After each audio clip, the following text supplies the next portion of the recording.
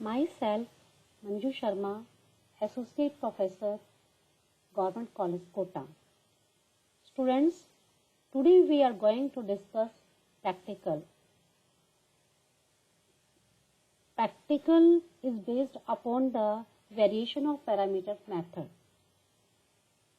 जैसा कि पहले के वीडियोस में आपने डिफरेंशियल इक्वेशन को वेरिएशन ऑफ पैरामीटर से कैसे सॉल्व करते हैं इसके बारे में आप पढ़ चुके हैं। आज हम उसी से रिलेटेड प्रैक्टिकल देखेंगे कि उस प्रैक्टिकल की फॉर्म में हम इसे कैसे लिखेंगे। तो प्रैक्टिकल है आपका solution of differential equation using variation of parameter method. First point है हमारा एम, कि हमारा एम क्या है। तो हमारा एम है solution of differential equation using variation of parameters method. Second point है हमारा प्रिंसिपल, यानी जो वेरिएशन ऑफ पैरामीटर है वो मतलब उसके बारे में हमें बताना है कि वो एक्चुअली है क्या।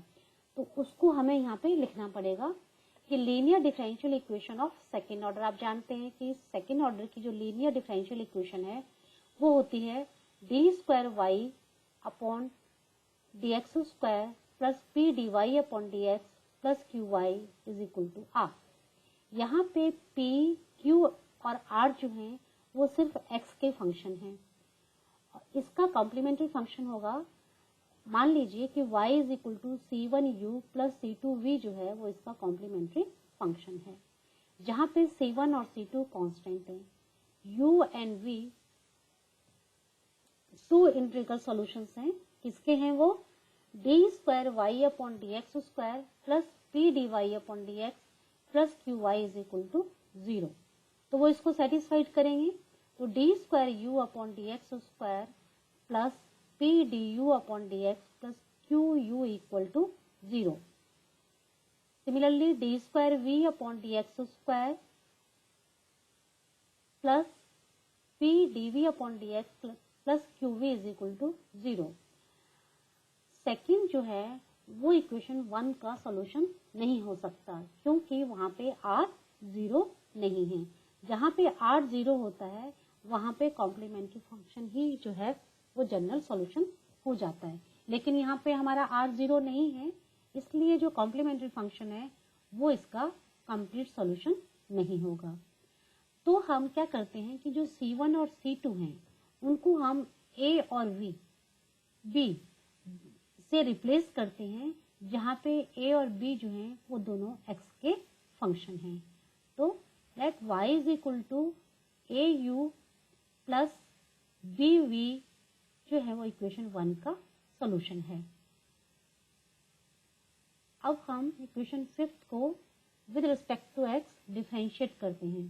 तो क्या हो जाएगा? D y upon d x is equal to d a upon d x into u plus d v upon d x into v plus a d u upon d x plus b d v upon d x. अब a और b का हम इस तरह से selection करते हैं कि ये इस कंडीशन को सेटिस्फाइड करें। किसको? D a upon d x u plus d v upon d x v is equal to 0।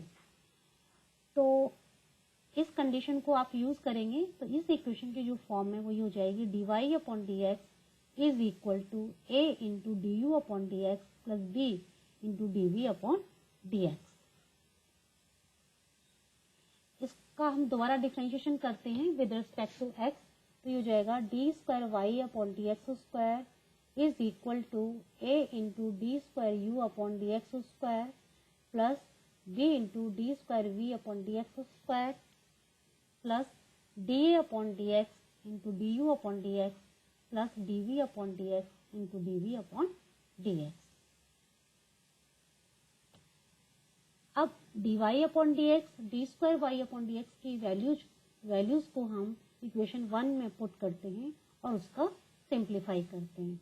तो आफ्टर सिंप्लीफिकेशन हमें इस तरह की इक्वेशन मिलती है a into d square upon d x square plus p d u upon d x plus q u plus b into d square v upon d x square plus p d v upon d x plus q v plus d a upon d x d u upon d x plus d b upon d x d v upon d x is equal to are.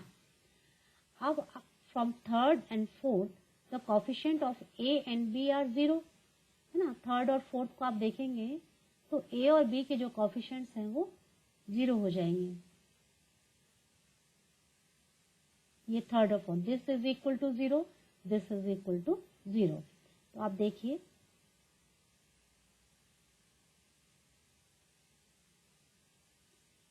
ये zero के बराबर है तो ए का coefficient zero और ये zero के बराबर है तो बी का कोफिशिएंट भी जीरो हो जाएगा। तो इक्वेशन क्या बच जाएगी, d a upon d x into d u upon d x plus d v upon d x into d v upon d x is equal to r. अब equation 6 और 7 को हम लेते हैं और उसे सॉल्व करते हैं। 6 और 7 को सॉल्व करेंगे तो d a upon d x is equal to minus v r upon u d v upon d x minus du upon dx into v and dv upon dx is equal to ur upon u dv upon dx minus du upon dx into v। यहाँ इस equation का हम integration करते हैं और इसका भी integration करते हैं। आफ्टर इंटीग्रेशन हमें a is equal to f of x plus k one और b is equal to g of x plus k two, a और b की वैल्यूज हमें मिलती हैं। इन वैल्यूज को हम इक्वेशन 5 में पुट करते हैं तो हमारा सोल्यूशन हो जाएगा y is equal to f of x plus k one u plus g x plus k two v. तो इस तरह से वेरिएशन ऑफ पैरामीटर मेथड से हम इक्वेशन को सॉल्व कर सकते हैं। ठीक है, तो ये हमारा मेथड है। और थर्ड पॉइंट प्रैक्टिकल में आता है एप्लीकेशंस का, यानी हम इसका कैसे यूज करेंगे। तो यूज करते हुए हमें इसके 2 या 3 एग्जांपल्स एप्लीकेशन के अंदर हमें लिखने होते हैं। तो जैसे पहला एग्जांपल है कि solve by the method of variation of parameters d square y upon d x square plus a square y is equal to sec a x. यानी इस इक्वेशन को वेरिएशन ऑफ पैरामीटर्स मेथड से solve कीजिए। तो दी हुई equation क्या है, इसको हम इस फॉर्म में लिख सकते हैं डी में। तो d square plus a square into y is equal to sec a x. इसकी ऑक्सिलरी इक्वेशन होगी d square plus a square is equal to 0 और d is equal to plus minus a i. तो इसका complementary function होगा c1 cos ax plus c2 sin ax। ये इसका general solution नहीं होगा क्योंकि यहाँ पे जो r है वो 0 नहीं है। तो हम मानते हैं कि इसका जो जनरल सॉल्यूशन है वो है y is equal to a cos ax plus b sin ax। जैसा कि मेथड में c1 और c2 को a और b से रिप्लेस किया था तो हमने यहाँ पे c1 और c2 को इससे रिप्लेस कर दिया a और b से। और a और b को हम इस तरह से सिलेक्ट करते हैं कि dA upon dx into cos a x plus d b upon d x into sine a x की वैल्यू क्या हो, 0 हो। अब हम इक्वेशन थर्ड को with respect to x differentiate करते हैं। तो d y upon d x is equal to minus a और कॉस ए एक्स का डिफरेंशिएशन हो जाएगा sine minus sine a x into a, यानी minus a into a sine a x plus b into a into cos a x plus a का हो जाएगा d a upon d x into cos a x plus d b upon d x into sine a x. Equation 4 से ये जो term है ये हमारी 0 हो जाएगी और d y upon d x की वैल्यू होगी minus a into a sine a x plus b into a cos a x. अब हम dy अपॉन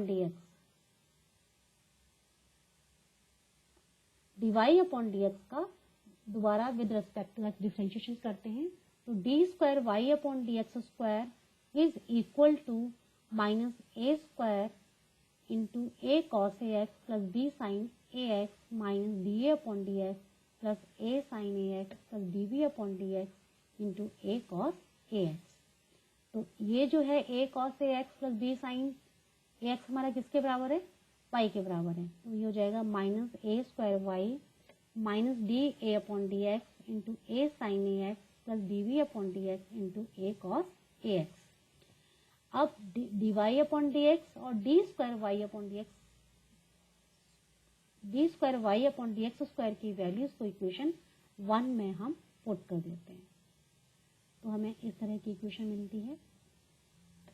तो यानी minus d a upon d x into a sine a x plus d v upon d x into a cos a x is equal to sec a x. अब equation 4 और equation 7 को हम solve करते हैं। तो solve करने के लिए हम 4 को ए साइन ए एक्स से तथा 7 को कॉस ए एक्स से मल्टीप्लाई करके दोनों को ऐड कर देते हैं। तो इससे हमें d v upon d x into a is equal to 1 यानी d v upon d x equal to 1 upon a हमें मिलता है, और d upon d x is equal to minus 1 upon a tan x हमें मिल जाता है। अब इसका हम इंटीग्रेशन करते हैं, तो d upon d x into d x integration of d upon d x into d x, तो क्या हो जाएगा ये a is equal to 1 upon a square log cos a x plus c1। इसी तरह से d b upon d x का integration करते हैं तो वो हो जाएगा b is equal to x upon a plus c2। इस तरह से हमें a और b की जो वैल्यूज हमें मिल जाती हैं। तो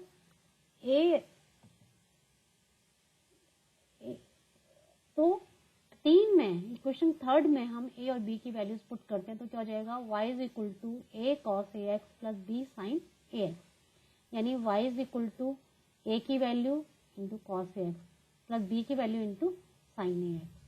तो इस तरह से हम इक्वेशन को सॉल्व कर सकते हैं वेरिएशन ऑफ पैरामीटर मेथड से। एक और क्वेश्चन देखिए, solve the method of variation of parameters by the method of variation of parameters x square d square y upon d x square minus 2x into 1 plus x d y upon d x plus 2 into 1 plus x into y is equal to x cube. Equation को solve करने के लिए सबसे पहले d square y upon d x square का जो coefficient है उसको हमें 1 करना होता है। तो यहाँ पर हम पूरी इक्वेशन को एक्स स्क्वायर से डिवाइड करते हैं, तो इस तरह की इक्वेशन आ जाएगी हमारे पास।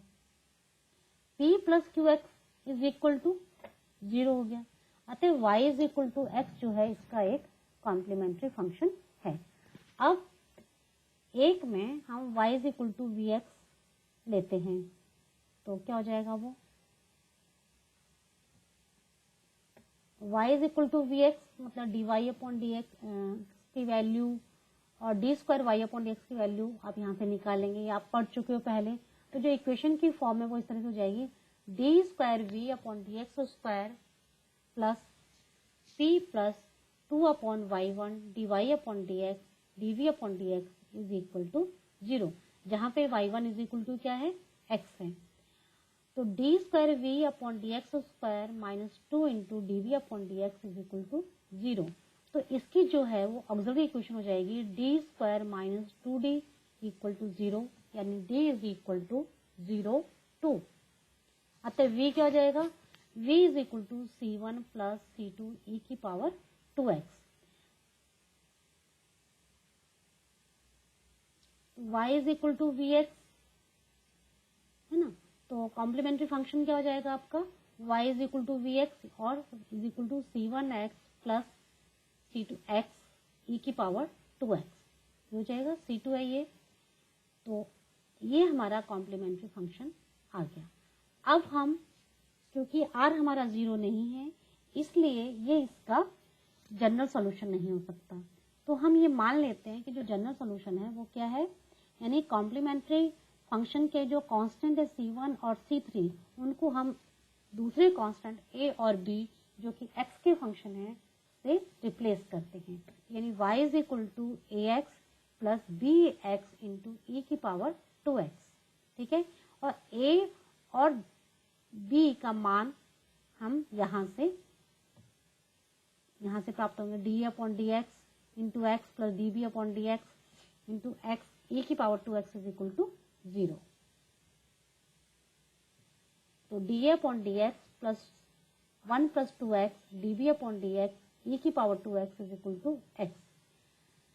6 और 7 को हम d a upon d x और d b upon d x के लिए सॉल्व करते हैं। तो d a upon d x की वैल्यू आती है -1/2 और d b upon d x की वैल्यू आती है 1/2 ई की पावर -2x। इसका हम इंटीग्रेशन करते हैं तो a की वैल्यू आएगी a is equal to -x/2 plus k1 तथा b is equal to -1/4 e की पावर -2x प्लस k2।